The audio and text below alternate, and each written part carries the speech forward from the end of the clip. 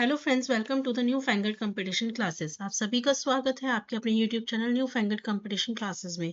दोस्तों, यदि आप सीटेट साइंस पेपर 2 की प्रिपरेशन कर रहे हैं तो आप हमारे चैनल से जुड़ सकते हैं।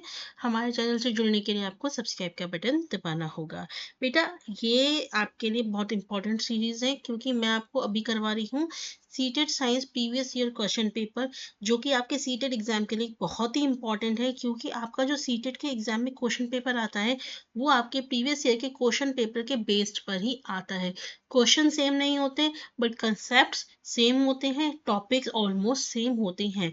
आप ये मान के चलिए आपका जो 80% पेपर है वो प्रीवियस ईयर क्वेश्चन पेपर में से ही लगता है कंसेप्ट वाइज। ठीक है, इसलिए हम बहुत सीरियसली पेपर को सॉल्व कर रहे हैं। अगर आप हमारे चैनल से फर्स्ट टाइम जुड़े हैं तो प्लीज़ हमारे चैनल से जुड़ जाइए क्योंकि इससे अच्छा कंटेंट आपको और कहीं नहीं मिलने वाला। चलिए, विदाउट एनी डिले हम क्वेश्चंस को सॉल्व करते हैं। पहला क्वेश्चन देखते हैं क्या बोला गया है।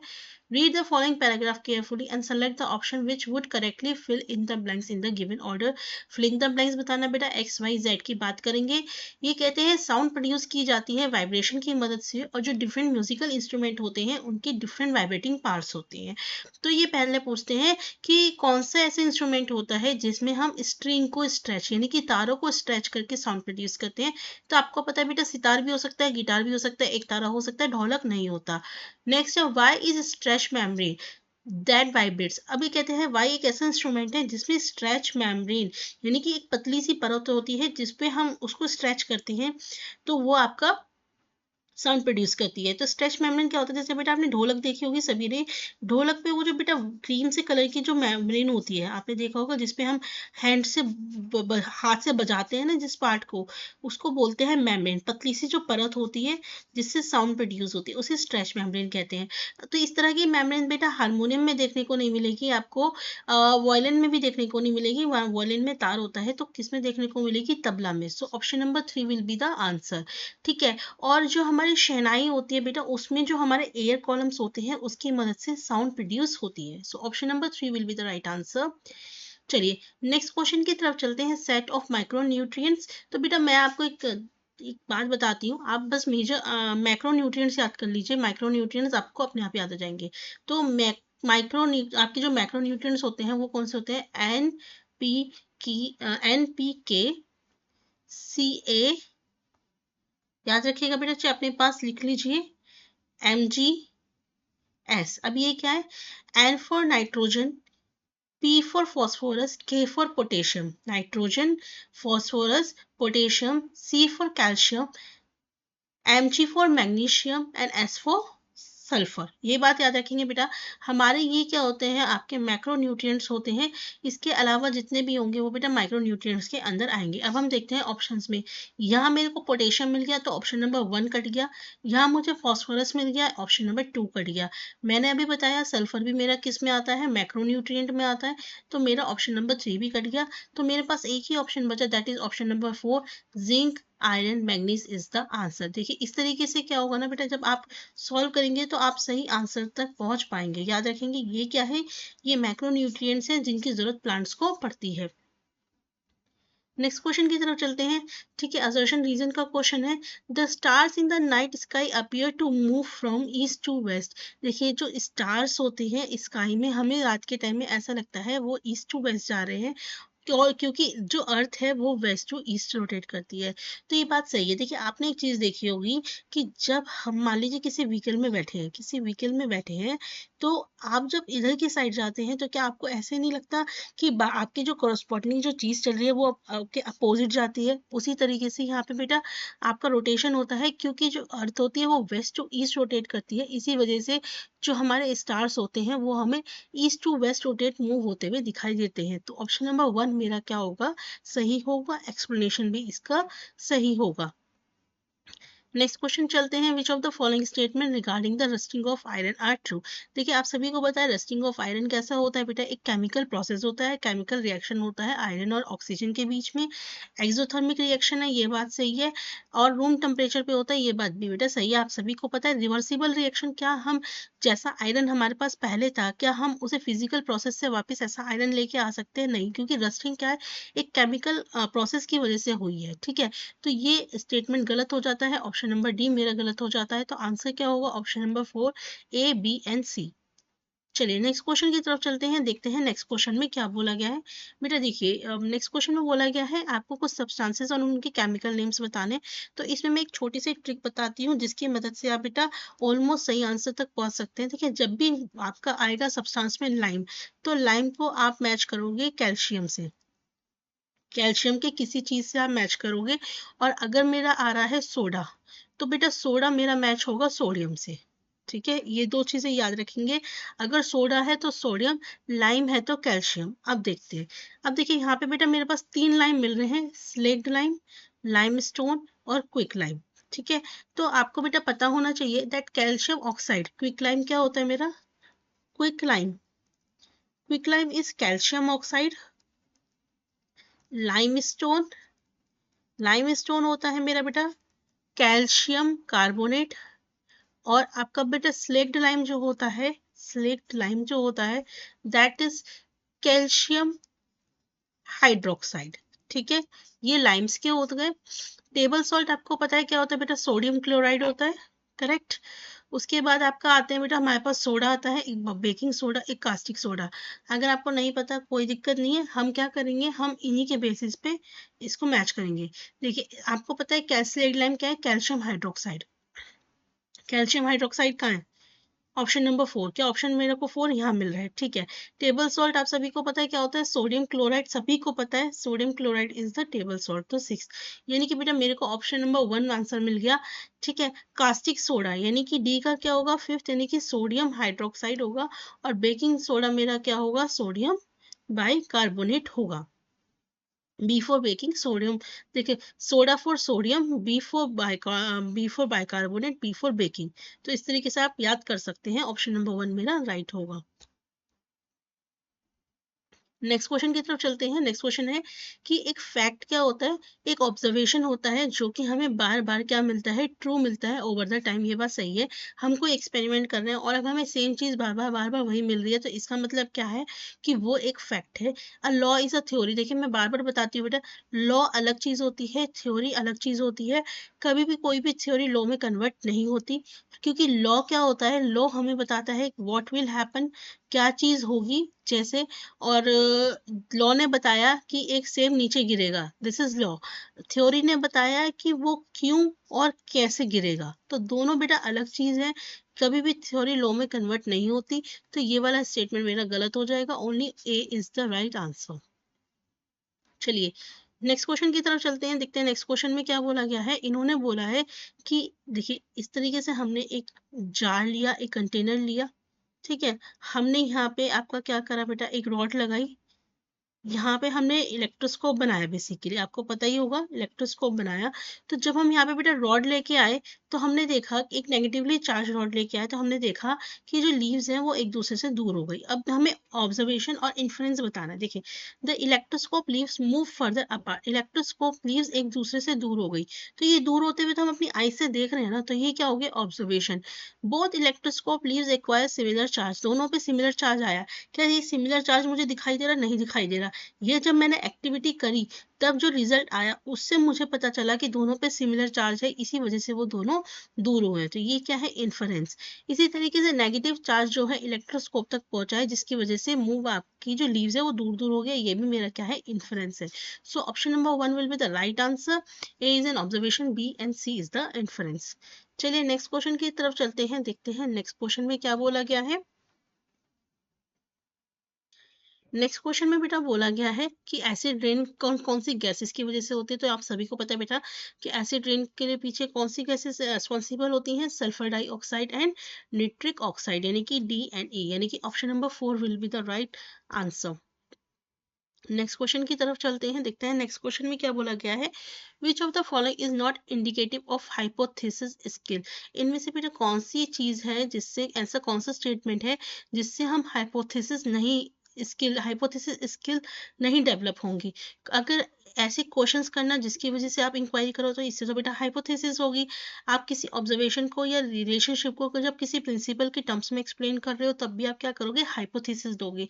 Using the senses to gather information, जब हम इंफॉर्मेशन गैदर कर रहे हैं अपनी सेंसेस का यूज करके, उसमें बेटा आप कोई भी हाइपोथेसिस स्किल को डेवलप नहीं कर रहे, कोई भी हाइपोथेसिस यूज नहीं कर रहे, तो यही आपका क्या हो जाएगा, आंसर हो जाएगा। नेक्स्ट स्टेटमेंट है आपका, बताना है कि कौन सा स्टेटमेंट सही है। Generally non metals do not react with water, generally non metals do not react with acid. बेटा ये दोनों स्टेटमेंट ही सही है। जनरली नॉन मेटल्स हमारे वाटर के साथ भी रिएक्ट नहीं करते और ना ही एसिड के साथ रिएक्ट करते हैं, except chlorine and fluorine, except chlorine and fluorine, इस बात को याद रखेंगे, ठीक है। कौन से हैं, क्लोरीन एंड फ्लोरीन, यानी कि F2। तो स्टेटमेंट क्या है, ए एंड बी दोनों ही स्टेटमेंट मेरे क्या हो जाते हैं, सही हो जाते हैं। नेक्स्ट है, a ball is throne up in the air, एक बॉल है बेटा जो ऊपर एयर में गई, मैक्सिमम हाइट तक गई, फिर वापस थ्रोअर के पास आई। तो इनमें से बेटा ऐसी कौन सी चीज है जो कि क्या है, सेम वैल्यू रहेगी during upward direction and downward direction, ऊपर जाते हुए भी और नीचे जाते हुए भी दोनों चीजें देखिए सेम रहेगी। तो मुझे एक चीज बताइए, जब बॉल मेरी ऊपर जा रही है तब भी ग्रेविटी उसी फोर्स के साथ लगेगी, जब बॉल मेरी नीचे आ रही है तब भी ग्रेविटी मुझे बेटा उसी फोर्स के साथ लगेगी, ठीक है। देखिए work done by gravity answer नहीं होगा, क्योंकि वर्क डन में तो फिर माइनस और पॉजिटिव ग्रेविटी का वर्क हो जाएगा, लेकिन अगर मैं फोर्स की बात करती हूँ तो फोर्स तो सेम ही रहेगा ना, एक तरीके से। तो कैसे समझिए, ऊपर जा रही है तो तब भी 9.8 लग रहा है फोर्स, ठीक है, और नीचे आ रही है तब भी 9.8 लग रहा है, तो ये क्या होगा, फोर्स ऑफ ग्रेविटी। लेकिन मैं जब वर्क डन की बात कर रही हूँ तो बेटा जब बॉल ऊपर जा रही है और ग्रेविटी नीचे लग रही है तब नेगेटिव वर्क हो जाएगा, और जब बॉल भी नीचे आ रही है और फोर्स भी नीचे लग रहा है तब पॉजिटिव वर्क हो जाएगा। तो ये वर्क डन बाय ग्रेविटी नहीं होगा, बल्कि क्या होगा, फोर्स बाय ग्रेविटी इसका आंसर होगा, ठीक है। चलिए नेक्स्ट क्वेश्चन की तरफ चलते हैं, देखते हैं नेक्स्ट क्वेश्चन में क्या बोला गया। एक बॉडी है जिसका लीनियर मोमेंटम p है ऑफ मास m।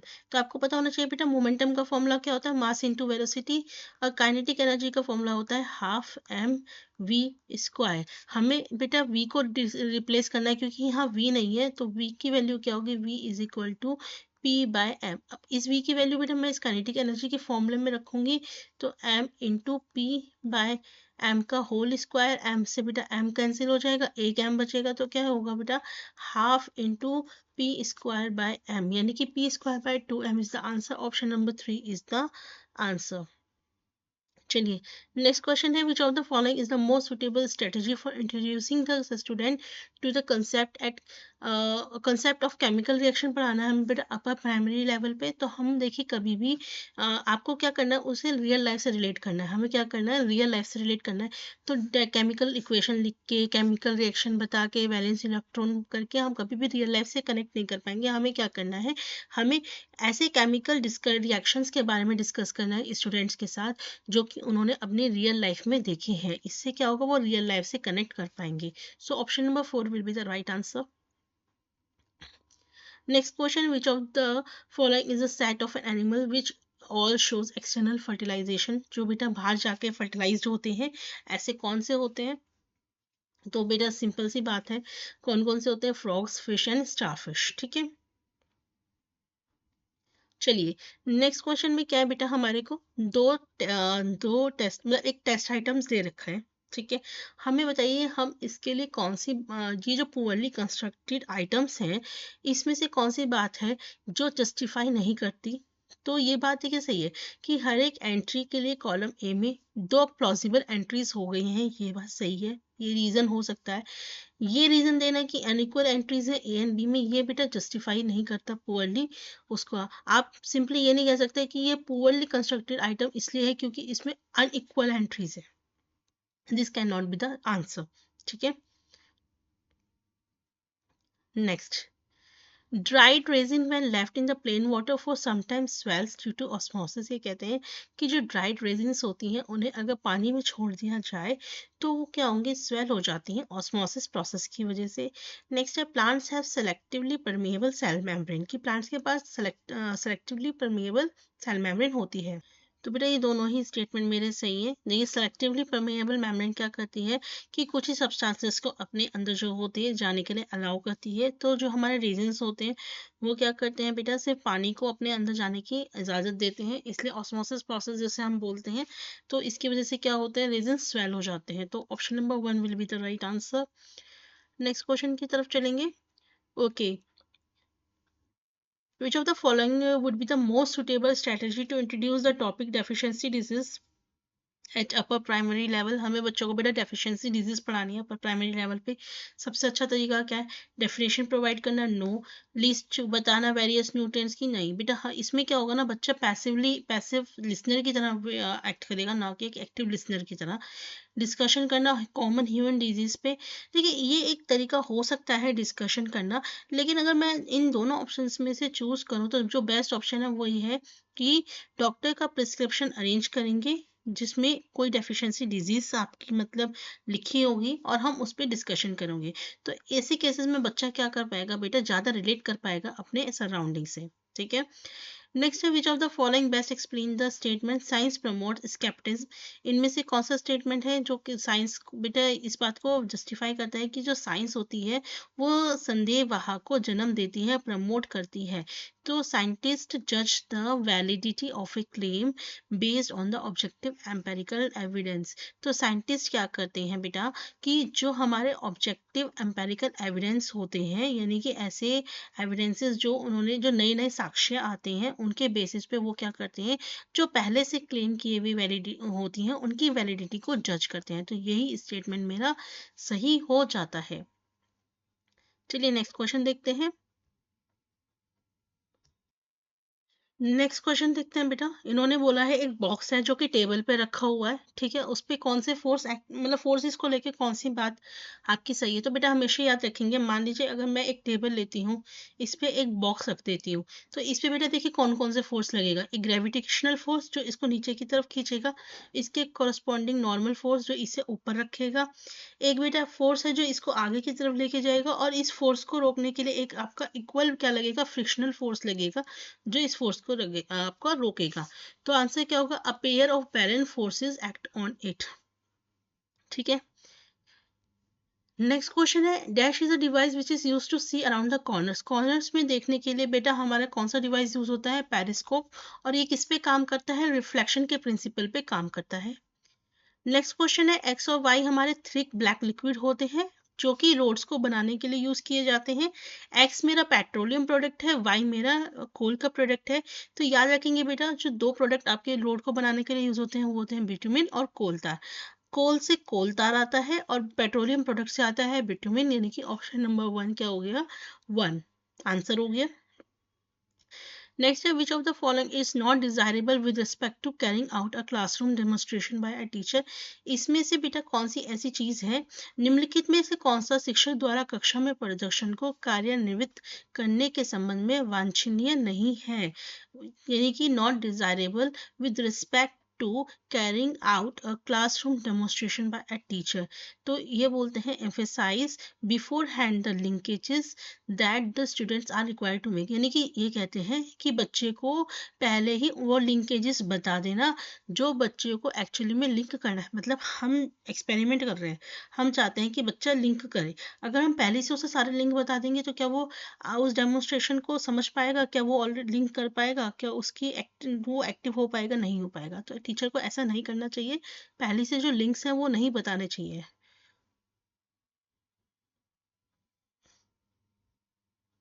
नेक्स्ट है, which of the following statement is correct? इसमें से कौन सा स्टेटमेंट करेक्ट होता है? देखिए, फर्टिलाइजर्स और मैन्योर्स की बात की गई है। मैन्योर्स क्या होते हैं बेटा? नेचुरल आपके होते हैं जो कि डीके ऑफ प्लांट और एनिमल से बनते हैं। फर्टिलाइजर्स हमारे क्या होते हैं? जो हमारी फैक्ट्रीज में बनते हैं, केमिकल्स होते हैं।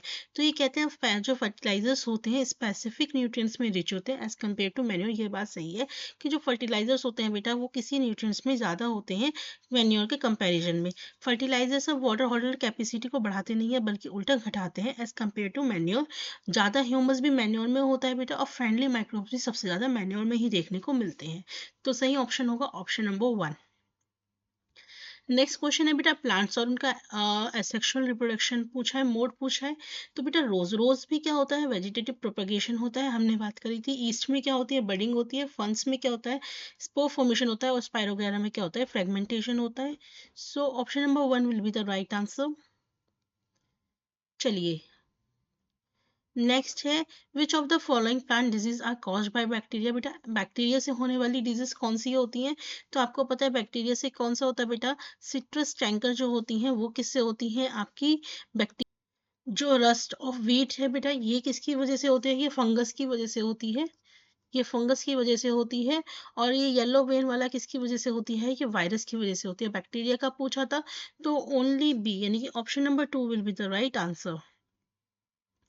नेक्स्ट है कि डिफरेंस बिटवीन मैक्सिमम और मिनिमम रेजिस्टेंस के बीच में हमें बताना है, और एक रेजिस्टेंस कितने का है? 1 ओम का है। तो आपको पता होना चाहिए मैक्सिमम रेजिस्टेंस हमें कब मिलता है? जब हम सीरीज में कनेक्ट करते हैं, यानी कि R1 plus R2 plus R3। ठीक है, इसको बेटा जब मैं कनेक्ट करूंगी 1/3 1/3 प्लस 1/3, तो मेरा क्या आएगा आपका? 333। तो बेटा यहाँ पे आंसर क्या आएगा आपका? 1 आएगा, क्योंकि 3/3 हो जाएगा 1। और मिनिमम रेजिस्टेंस हमें कब मिलता है? जब हम पैरेलल में कनेक्ट करते हैं, 1/R1 plus 1/R2 plus 1/R3। ठीक है, तो it will give you 3 plus 3 plus 3 is equal to 9। यहाँ पे भी क्या होगा मेरा? 1/R होगा, यानी कि 1/R इज इक्वल टू 9। तो आर मिनिमम की वैल्यू क्या हो जाएगी बेटा? 1/9। मैक्सिमम और मिनिमम का डिफरेंस पूछा, मैक्स माइनस मिन। तो क्या होगा? 1 - 1/9। आंसर क्या होगा? 8/9 ओम, यानी कि option number 2 will be the answer. Next question है, एक टीचर है, बच्चे को बॉडी मूवमेंट्स उसे क्या करना है बेटा? चैप्टर पढ़ाना है। तो वो क्या करती है? कुछ इमेजेस स्टूडेंट्स को दिखाती है, जैसे एक चलती हुई बोट की, एक स्विमिंग फिश करती हुई, एक एरोप्लेन के फ्लाई करने की। उसके बाद वो कहती है स्टूडेंट से कि उन शेप को ध्यान से देखिए, मतलब रिफ्लेक्ट, मतलब उन शेप्स के बारे में सोचिए, ऑब्जर्व कीजिए, और किस तरीके से वो मूव करते हैं उसके बारे में सोचिए। तो बेटा which of the following are likely to be employed by the student in answering. तो ये बोलते हैं कि उत्तर देने के लिए विद्यार्थी द्वारा निम्न में से किन को संभावित रूप से नियोजित किया जाएगा। तो देखिए, एक तो पक्का है, ऑब्जर्विंग तो मेरी होगी होगी, ऑब्जर्व कर रहे हैं। अब क्वेश्चन आता है कि क्लासिफाई कर रहे हैं या इंडक्टिव रीजनिंग। बेटा यहाँ क्लासिफिकेशन नहीं हो रहा। क्लासिफिकेशन क्या होता है? जब हम बहुत सारी चीज़ों को अलग अलग तरीके से पार्टीशन करते हैं। लेकिन बच्चा क्या करेगा कि जब इन पिक्चर्स को देखेगा, तो वो इस चीज़ को बेटा एक जनरलाइज स्टेटमेंट पे जाएगा कि सेलिंग बोट की मदद से हम क्या होते हैं, हमारी ऐसे बॉडी मूव करती है। फिशिंग जिस तरीके से मूव फिश करती है, बॉडी मूवमेंट उनका ऐसे होता है। और जो एरोप्लेन होती है बेटा, उसका बॉडी मूवमेंट ऐसे होता है।